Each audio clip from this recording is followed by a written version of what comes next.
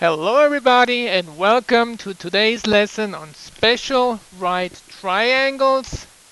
Right triangles are already pretty special, don't you think?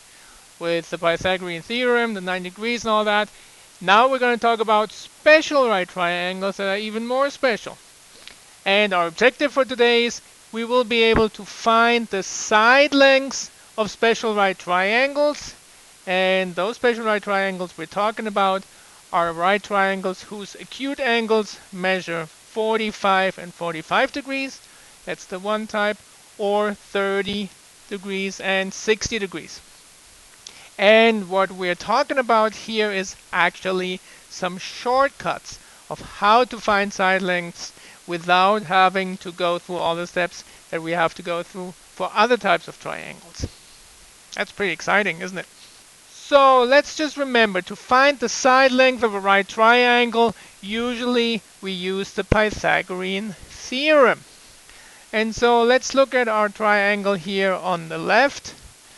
We have only one side given, but this congruence mark shows us that the other leg also has to be 3 units long. So that makes things already much better. So let's find the length of our hypotenuse. The hypotenuse, in other words c squared, is equal to 3 squared plus 3 squared, or in other words 9 plus 9, which is 18. Now c is going to be the square root of 18. So that square root of 18, can we simplify this? What do we have in here? We have a 2 and a 9. And the 9 can be split down in 3 and 3. So we have 3 times the square root of 2. That is the length of our hypotenuse. So this is how we find side lengths using the Pythagorean theorem, and that works for every right triangle. But now we have a special one. We have a right triangle where the two legs are both 3 units long, and that is an isosceles triangle. And if those two legs have the same length, then the two angles across from them also have to have the same measurement. And if we already have 90 degrees taken by a right angle, then we have 90 degrees left, and half of that goes into each of the remaining acute angles, so they have to be 45 degrees. Let's note down what an isosceles triangle is. It has at least, remember that's what isosceles means, at least 2 congruent sides, and it has, of course, one 90-degree angle. And if one angle is 90 degrees and the other two angles have to be the same length, just like we just said, we will have two 45-degree angles. And that is why that triangle is also called a 45-45-90 triangle. And just so you have it, let's draw that sketch in your notes as well. Here is our isosceles right triangle. We have a right angle here, and remember, across from the right angle is always our hypotenuse, and these two sides are congruent. And if these two sides are congruent, then those two angles have to be congruent too, and that is actually based on the base angle theorem. If you turn this triangle around and the hypotenuse became the base, then the two acute angles would be the base angles. And if they are congruent, and we already have 90 degrees taken from our 180, that means we have 90 degrees left. And 90 degrees divided by 2 is 45 degrees.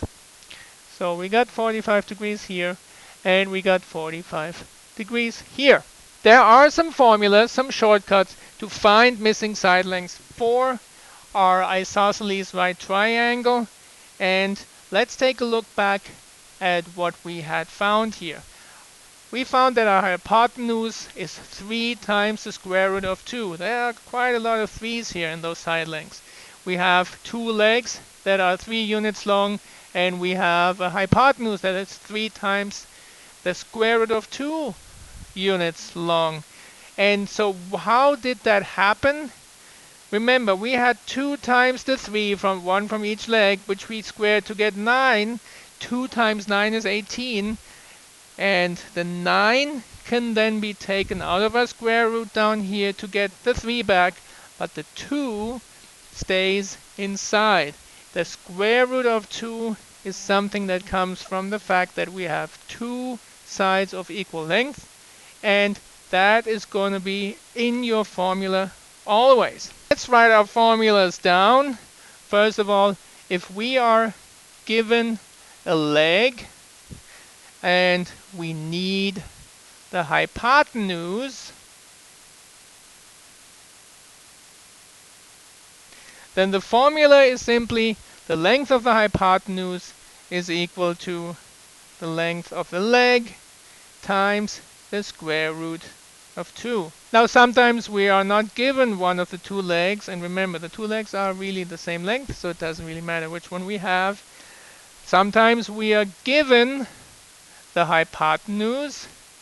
Well, if we're given the hypotenuse and we need the legs, then we just take this formula here on the left and we manipulate it algebraically and solve it for L. And the way we do it is by simply dividing by the square root of 2. So L, the length of a leg, is then equal to the hypotenuse divided by the square root of 2. And I want you to go ahead and highlight, circle, or whatever these formulas. They are very important and they will help you find any missing parts in an isosceles right triangle, given that the angles we already know, right? So with one side given, either a leg or a hypotenuse, we can figure out the other ones. And of course, let's use some examples to try this out. We're supposed to find the missing side lengths for each of the triangles.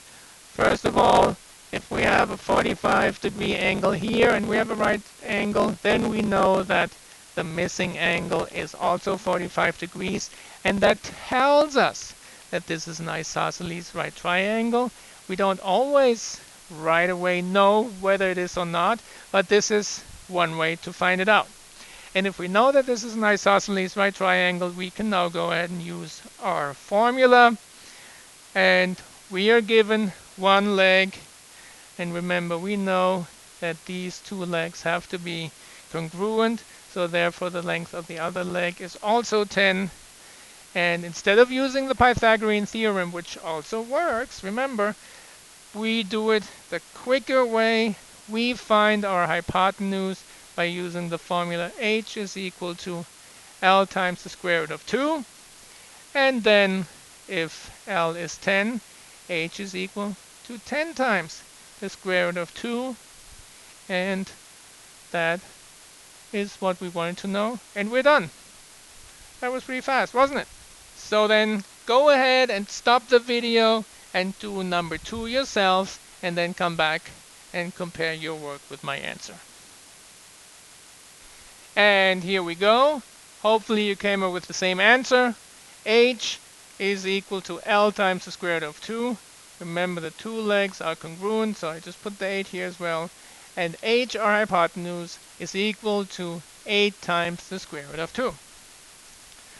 Okay then, let's move to the next example. And here, note that sometimes one of our side lengths will have already a square root in the value of it, so we need to just take that and work with it. And it may look a little confusing at first, but as we work through it, it makes total sense. Let's put down our formula. H is equal to L times the square root of 2, and now we know that L is itself 3 times the square root of 2, and we're multiplying that by another square root of 2.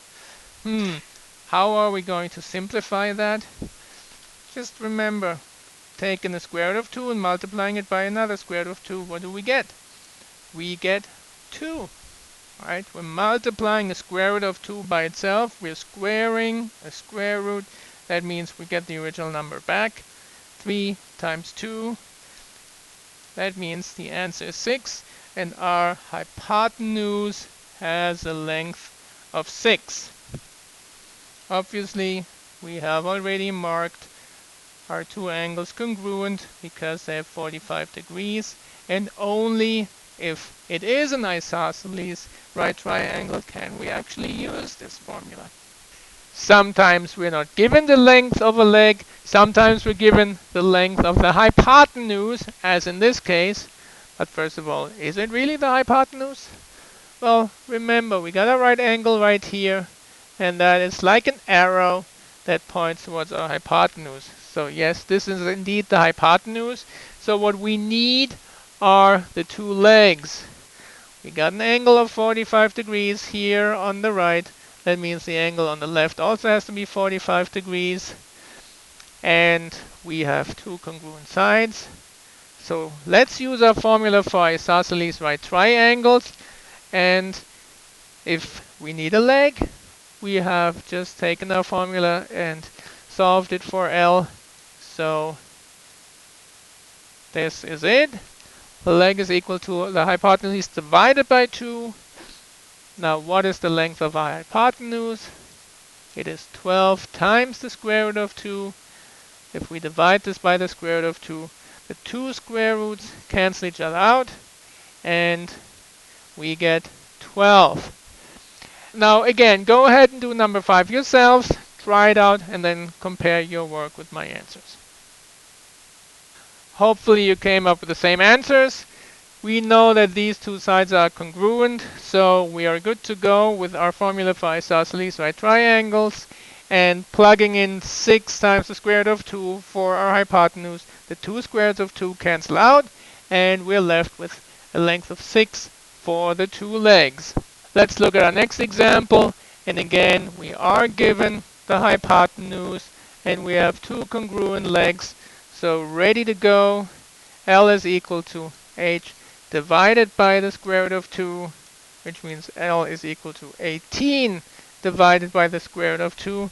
Now that's the value of it, but remember, we cannot leave an answer with a square root in the denominator. We need to rationalize the denominator, and the way we do it is we multiply numerator and denominator by that square root of 2.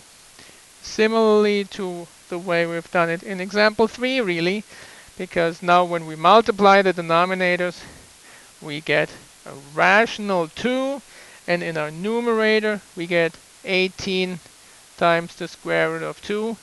Taking one last look at our fraction, we see that the 2 goes into the 18 9 times. So our final answer is 9 times the square root of 2 is the length of our legs. So much for the first part. And now go ahead and watch the second part of this tutorial on the 30, 60, 90 triangle.